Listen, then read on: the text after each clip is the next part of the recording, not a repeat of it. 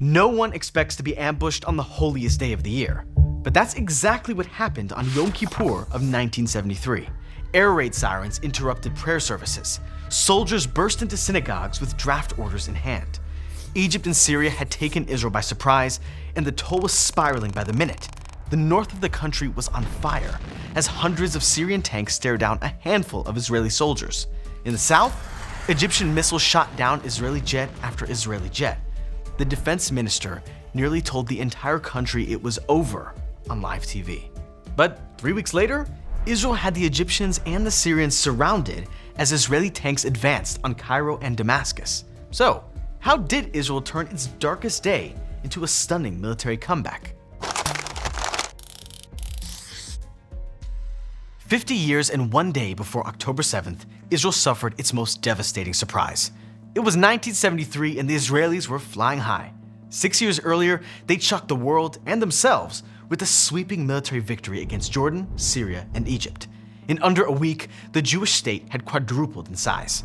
They took the West Bank and East Jerusalem from Jordan, wrested the Golan Heights away from Syria, conquered the Gaza Strip and the Sinai Peninsula from Egypt, and utterly humiliated the Arab world. It was an astonishing victory, and it established the Conceptzia, the Hebrew word for the mistaken belief that Israel was untouchable.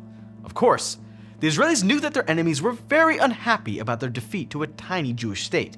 For 3 years, the Egyptians, the Jordanians, and the Palestine Liberation Organization harassed Israeli forces in the Sinai.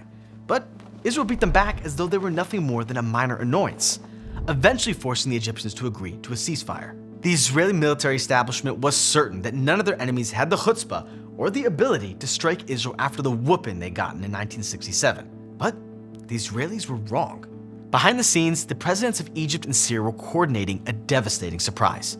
Together, they lulled Israel into a false sense of security. The Egyptian president stopped talking about the extended struggle against the Zionist enemy and started planting rumors that Egypt was too tired and depleted to strike. To a certain extent, this was true. Israel had destroyed much of Egypt and Syria's weapons in 1967, not to mention their morale. But Sadat was pretending to be weaker than he actually was, throwing the Israelis off the scent. To complete the deception, he pretended that he was on the outs with Syria, because the Israelis believed that neither country could strike on its own. This was true too. Egypt and Syria needed each other if they wanted to defeat the Jewish state. Both countries were furious at Israel for destroying their air forces, taking their territory, and embarrassing them in front of the Soviet Union, who had so generously supplied them with tanks, jets, and arms. But behind the scenes, Egypt and Syria had very different aims. The Syrian president steadfastly refused to recognize Israel's existence. He wanted the Golan Heights back, and he intended to use force, not diplomacy. But he knew that Syria had no shot of defeating the IDF. He needed a distraction, something that would pull the army's attention away from the north. He needed Egypt. Meanwhile, Egypt's president had no intention of regaining the entire Sinai Peninsula. He just wanted to humble Israel so the Jewish state would come to the negotiating table ready to make significant concessions. He wanted his country's pride back. So from the beginning, Egypt and Syria had very different goals. Only one would achieve their aims. Through the spring and summer of 1973, both countries continued their deception by massing troops on Israel's borders and then pulling them back. That way, when they deployed for real, Israel would assume they were just posturing, like last time. So when Syria started massing troops in late September, the Israelis shrugged. They didn't believe that any of their enemies had the guts or the ability to try anything rash. So they didn't prepare for an invasion. They didn't sketch out defensive scenarios. They didn't even post more troops on the border because they were so convinced that the Arab world wouldn't dare. And then, under utmost secrecy, a surprise visitor showed up in Jerusalem. On paper, King Hussein of Jordan was Israel's enemy. After all, Jordan had fought Israel in 1948 and 1967. The Jordanians had even let Israel's mortal enemy, the Palestine Liberation Organization, set up their headquarters on their territory. But King Hussein was getting tired of fighting. The PLO had tried to assassinate him. Egypt's previous president had bullied him into joining the last campaign against Israel, which had resulted in the Jordanians losing the West Bank and East Jerusalem. And he had a strong suspicion that Egypt and Syria were about to drag the region into yet another fight that no one could afford. So in late September of 1973, one day before the Jewish New Year, he flew to Jerusalem in secret to warn the Israelis that something was coming. But he couldn't give any further details because Egypt and Syria had left him out of their plans. Israel took King Hussein's warning half seriously, posting some troops on the northern border just in case Syria tried anything. They didn't. And the Jewish holiday of Rosh Hashanah came and went, so the Israelis relaxed a little, even as the warning signs kept piling up. 9 days later, everything changed. 24 hours before the holiest day on the Jewish calendar, Soviet diplomats began airlifting their families out of Cairo and Damascus. A Mossad source deep inside Egypt warned that in a few hours, Israel would be fighting for its life. Most concerning of all, the Egyptian army had ordered its soldiers to break their Ramadan fast. This was no mere exercise. This was it. Egypt and Syria were about to attack. And now it was dawn on Yom Kippur, and the Israeli establishment was freaking out. They were about to be ambushed, and they didn't have a plan. Someone had suggested a preemptive strike, which had worked well in 1967. Back then, Israel had wiped out the Egyptian Air Force in a matter of hours, immediately establishing dominance over the skies. That preemptive strike was the stuff of military legend. But a second preemptive strike, just 6 years after the first? Israel was already considered the neighborhood bully. If they struck Syria now, they risked alienating their single powerful ally, the United States. After all, this was 1973, smack in the middle of the Cold War, and the US and USSR were watching each other very carefully. The Arab world had already cozied up to the Soviet Union, and the Americans would be very upset if an Israeli strike drove them even deeper into the USSR's embrace. Not to mention, Moscow would not appreciate a preemptive strike on its protégés in the Middle East. So the IDF decided not to strike first. And so ordinary Israelis were devastatingly unprepared when the wail of an air raid siren interrupted their Yom Kippur prayer services. 10,000 Egyptian mortar shells littered the sands of the Sinai Desert as the north buckled under a merciless Syrian strike. Soldiers hugged their parents and partners, knowing it might be the last time, and then they left their synagogues and headed to the front lines. The early battles were tough.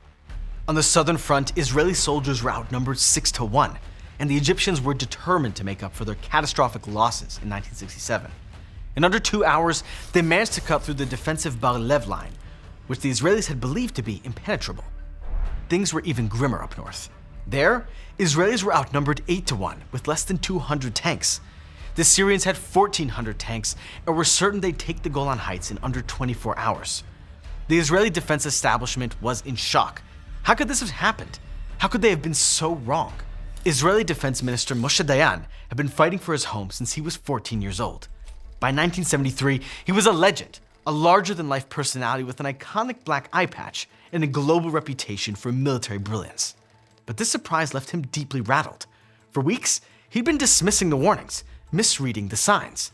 And now, Israeli soldiers were paying with their lives. Just 1 day after Yom Kippur, he prepared to tell the nation that Israel had lost. Imagine the panic. Imagine what that would have done to morale. But Prime Minister Golda Meir refused to let her defense minister admit defeat on TV. She had had enough of his gloom and doom predictions that this was the end of Israel. I don't know if she gave him a pep talk or just stared at him and said, "Get it together, Dayan." But within a matter of days, he fell in line. Israel had been sucker punched and hard. But if the Jewish state didn't rally, it would be wiped out. Israel had to win. Everyone knew what would happen if they didn't. Avigdor Kahalani was already a decorated veteran when he was called to the Northern Front. The 6-day war had left him with third-degree burns on most of his body. And still, the 29-year-old commander had never faced such bad odds. In other words, the Syrians had more men, more weapons, and the ability to see and aim in the dark. In contrast, the Israelis were sitting ducks. So Kahalani instructed his men to turn off their lights immediately, and then began a complicated dance driven by desperation and deception. The Syrians had 10 times the number of tanks, but the Israelis were twice as determined. For 20 hours, a 21-year-old tank commander named Tzvika Greengold single-handedly held off a Syrian tank battalion. They had no idea where the shots were coming from. No idea that it was just a single tank that was firing at them. There's a word for these kind of tactics: chutzpah. The situation may have looked catastrophic, but the soldiers in the field weren't about to roll over and make it easy for the enemy. If this was the last day of their lives, they would make it count. Kahalani was first into the breach. For 3 days, he and his soldiers fought the Syrians with everything they had. The fighting was so bitter that to this day, that part of the Golan Heights is known as the Valley of Tears. But the Israelis had a secret weapon. They were fighting for survival. And they knew their history too well to let it repeat. They crossed the border. They put many bridges over the tank ditch and a lot of minefield, and they bomb everything. And they came close to us. I didn't have any ability to stop them because they use infrared system. Infrared system, they can put the projector straight to your face and you don't know that you are in the light. And they shot many of my tanks. And try to understand the situation that most of my soldiers, they're 18 years old, just finished the training and just 4 or 5 months in the army. And the commander maybe is like 19 years old. And they called me and said, "Sir, we cannot stop them. We cannot stop them." And all the time, another tank was on fire. I didn't have any support from anything, no artillery, no air force. And we couldn't use our projector to identify them. But you don't win fights with desperation alone. 3 days after the initial ambush, Kahalani and his men were down to 3 tanks. They were on the brink of collapse, both physical and emotional. They had just spent 3 days fighting for their lives, watching as soldier after soldier fell and did not get up again. But they'd given the Syrians hell. Hundreds of abandoned or burned out Syrian tanks littered the valley below, and the Syrians began to retreat. A handful of Israeli tanks watched them go, incredulous. Kahalani's commanders told him he had saved Israel, but he attributes the victory to another source. I gave them the feeling that if we will shoot the direction when they come from, it gives them the feeling that all the Israeli army waiting for them, that we are here, we're strong enough to protect ourselves. But it wasn't over yet. The southern front was still burning, so the IDF decided to pull out the big guns. They called Ariel Sharon, the legendary and highly controversial Major General who had led some of Israel's most daring, often ruthless raids. Sharon would eventually become Israel's 11th Prime Minister, leaving behind a deeply polarizing legacy. But back in 1973, he was a middle-aged politician, officially retired from army life. But when Moshe Dayan puts you in charge of the Sinai Central Sector, you go. A few hours after Egypt's initial bombardment, Sharon pulled up to the front in a civilian pickup truck advertising, "Ray of light solar heaters." Major generals don't usually roll up to the front in their friends' work vans, but this was no time for protocol or pomp. Every second counted. But Israel's first counter-operation against the Egyptians was a dismal failure.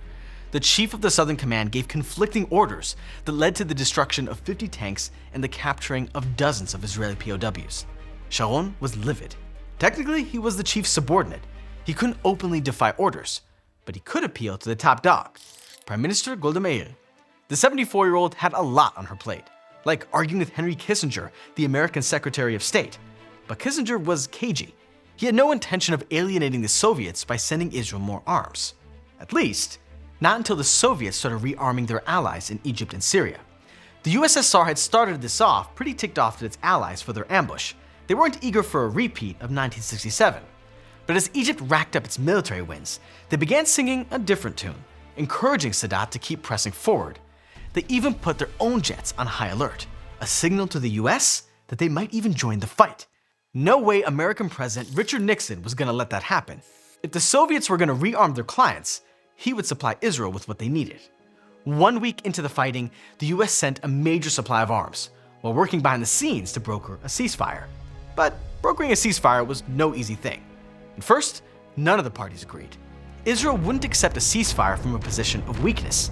The deterrence would be gone, the reputation in tatters. And when you're a tiny state surrounded by hostile neighbors, reputation is everything. Meanwhile, Egypt was high on its initial victories in the Sinai. No way Sadat would accept a ceasefire when he was so far ahead. But his triumph was short-lived.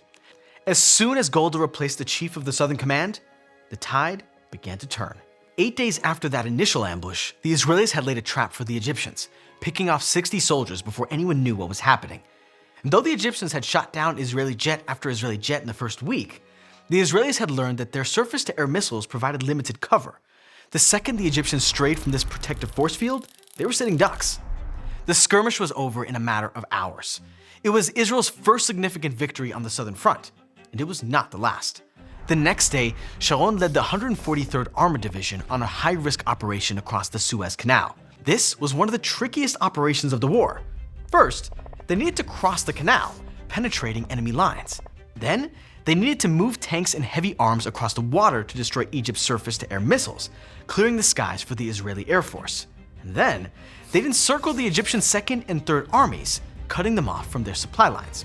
No big deal. The first night went badly. The Israelis managed to distract the Egyptians, clearing a path for other brigades to make their way towards the canal. But the clash that followed was bitter and fierce.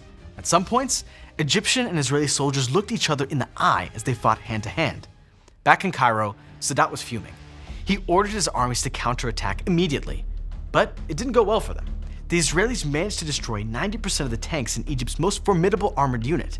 Meanwhile, Israeli and Egyptian air forces locked horns overhead. Israel lost 15 aircraft. Egypt lost 150. As the fighter jets duked it out in the sky, Israeli tanks rolled across the canal under heavy fire. They lost tanks, they lost men. But dawn on October 16th, 10 days into the war, the Israeli army crossed the canal, taking control of both sides of the Egyptian-Israel border. But they weren't done yet. In a matter of days, they'd encircled the Egyptian Third Army. By the time the UN Security Council passed Resolution 338, calling for a ceasefire, Israeli tanks were nearing Cairo. Finally, all the parties could agree. Egypt had taken a beating. Israel had made a major comeback. And with the Egyptian Third Army completely surrounded, Syria had no one to distract the Israelis if they decided to launch another attack on the north. But the ceasefire was fragile. Both the Egyptians and the Israelis broke it repeatedly until UN peacekeeping forces stepped in. And then something amazing happened on the edge of Suez City. The UN had forced both sides to lay their weapons down, but they didn't force the Egyptians to do what they did next. Unarmed, ordinary Egyptian soldiers crossed UN lines towards the Israelis. As their officers bellowed at them to come back, as the Israeli commander stared at them in shock, they made their way towards the IDF with their hands outstretched. They wanted to shake hands. Within minutes, men who had just fought each other bitterly were kissing each other's cheeks. Elsewhere along the canal, a similar scene played out. Despite the ceasefire, the Egyptians and the Israelis were still in a position to fight. But they didn't. Instead, the Egyptian company commander approached the Israelis with a shocking revelation. "Sadat wants peace with you," he said. And so did that particular company. Every day until the Israelis went home, the two companies would meet up, make coffee, kick around soccer balls, even sing songs around a bonfire. There were still clashes, but this time, they took place on the backgammon board, not the battlefield.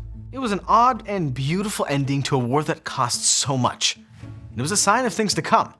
Because just 5 years later, the same man who had ambushed Israel on their holiest day told his parliament, "I'll go all the way to Jerusalem for peace." Anwar Sadat had restored Egypt's honor.